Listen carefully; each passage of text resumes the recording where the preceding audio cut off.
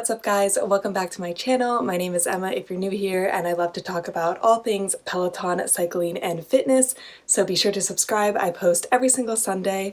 Today is very exciting because I'm finally going to be trying some of Peloton's tread content.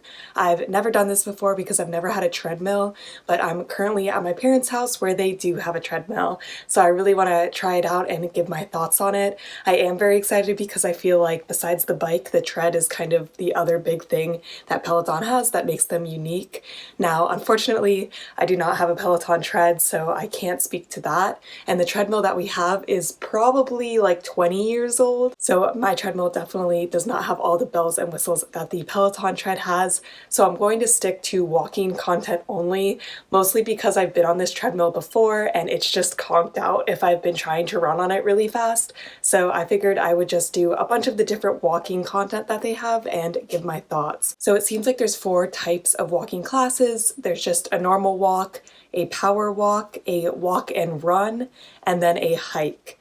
Now, my treadmill only goes up to 10 speed and 10 resistance, and I think the Peloton tread goes up to 12 speed and 15 resistance, so I might need to modify a little bit if the hike gets too steep, but we'll cross that bridge when we get there. So today I'm going to do a 20-minute walk and a 20-minute power walk and review both of those.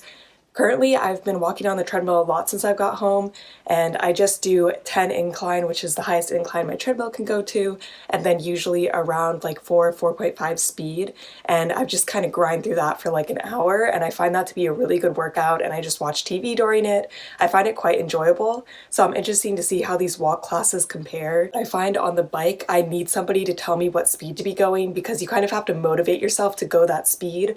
While on the treadmill, you set a speed, and then if you don't want to fall off the treadmill, you have to do that speed. So I feel like it's like different sorts of motivations, and I can kind of set my speed and incline on the treadmill and then do something else that I don't necessarily need to watch a class. So I'm interested to see if I feel like the class really adds any value. First walk I'm going to do is a 20-minute rock walk by Maddie Magiacomo.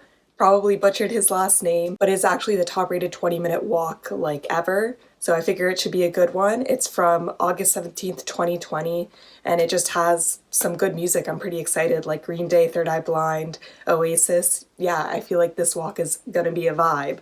So I'm excited for that. And then after I do that walk, I figured I would just do a 20-minute power walk also. So I'm going to be doing a 20-minute power walk by Jess Sims from August 12th, 2020. It doesn't actually have any specific music laid out, which is interesting, but it says featuring music by Kygo, Nelly, Katy Perry, Lizzo. So it sounds like a pop power walk. I will probably like it. I like Jess Sims as an instructor. I've taken her before for like floor classes and for bike boot camp.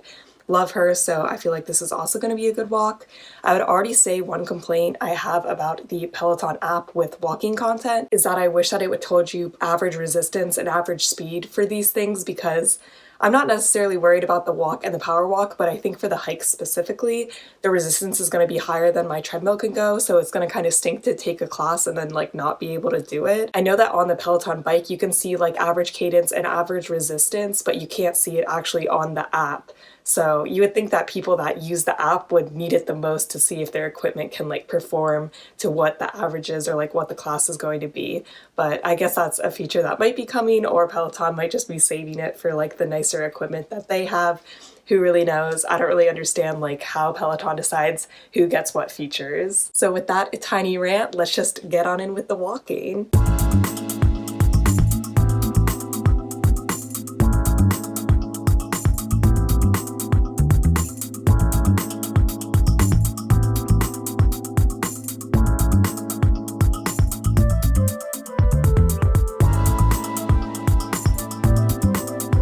Okay, so I just finished both walks and I actually enjoyed them a lot more than I thought I would. I was specifically worried for just the normal rock walk that it would be too easy, but they threw in some power walking, which they seem to consider 4 to 5 miles per hour, but you're walking instead of jogging, so I feel like it's harder to walk at that pace rather than jog. And then also some incline. They said specifically in the walk that they would not go over 5 miles per hour, and that seemed to ring true for the power walk too. So I don't know if that's like the line that Peloton set for walking. I know for like low impact rides, they have something similar for riding where it's like, oh, we won't go over 100 cadence and we won't go over, I think, 50 resistance. So I kind of like that they have those boundaries set, and I know that I can do that on my treadmill. My treadmill can handle it. The only thing I was confused about is it seems like the Peloton tread starts at 0% resistance, but my treadmill starts at 1% resistance. That's probably just a me problem. But then when they were like, oh, go to resistance, I didn't know if I should be at 2% resistance on my treadmill or if I should be at 3%, which isn't a huge deal. I just went one higher because I figured I started one higher than what they did, but I just wasn't really sure what the conversion was. Again, it's only 1% resistance, so I don't think it's like that big of a deal at the end of the day. And then my biggest complaint, and which is also probably just a me problem, is that my iPad goes on the little rail on my treadmill and then it blocks like my speed and resistance. So every time that I had to switch the speed or resistance, I had to like lift up my iPad, which I'm taking the class on, so that I could see that I had the speed and resistance set correctly. Obviously, if you had a Peloton tread, that wouldn't be a problem, but I feel like if you're on like a normal treadmill, like at the gym or something, that would still be an issue because that little railing that you can set your iPad on usually like blocks the numbers, which again, not a big deal while walking, but I feel like if I did running content, that would be a lot harder to like have to lift the iPad while you're running to adjust it to the right numbers. So I don't really know like what the workaround for that is. If you have one, please let me know. I would be curious. I definitely felt like the power walk was harder than the walk. I think I burned around 90 calories for the 20-minute walk and then like 120 calories for the power walk. So I burned a little bit more, there was a little less break, and it was definitely more fast paced, which makes sense. The normal walk rock definitely had more breaks in it, but I really liked both, and I love the music in the rock walk. I thought it was super fun. I was jamming out the whole time.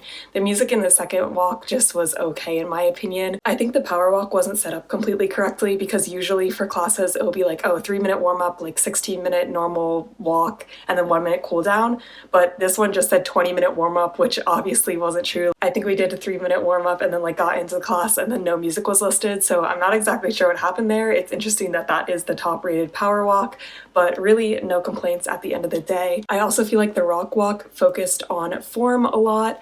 I never realized this, but I kind of bounce up and down on the treadmill a lot when I walk, and they were like, don't do that. That's not good. So it was definitely something I had to focus on. And then also like crossing my arms while I walk compared to like having them go forward, which I guess you want them to go forward, not have them cross. So I thought it was really interesting to listen and kind of fix my form because I've never really taken a tread class before, so I just had horrible form before this. So I thought that was some great food for thought. Also for both walks during the warm-up, we did some stretching like high knees or lunges, which I also thought was cool. I've never done that on a treadmill, so just another cool thing that I hadn't thought about doing, and now I will probably implement that into the future even when I'm on the treadmill and not taking these classes. So overall, I really enjoyed these classes a lot more than I thought. The instructors were fun. It was cool to take a new instructor. I really liked Maddie's personality, and I'd love to take more content with him in the future. And I'm excited for my hike and for my walk and run tomorrow. It's now the next day, and I'm ready for my hike and walk and run. I'm going to do 20-minute classes of these two, top-rated class. So for the hike, which I'm going to do first, the top-rated class is by Jess Sims.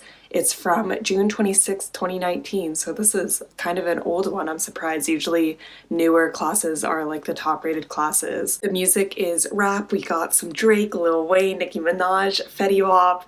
I think that this will be a fun class. I really like Jess Sims, so I'm interested to see like what constitutes a hike versus a walk and a power walk. I would assume way more resistance, but we'll see. And then the top-rated 20-minute walk and run is by Chase Tucker, who I've never taken a class from, so I'm excited to try someone new, and it's from November 14th, 2020, and it looks like just pop music, Drake, Lil Wayne, Ariana Grande. Also good music, no complaints. I'm excited to see what a walk and run is. Hopefully my treadmill does not break because it can't go super fast speeds, but we'll see. I don't think it'll be that bad. So let's just get on into it.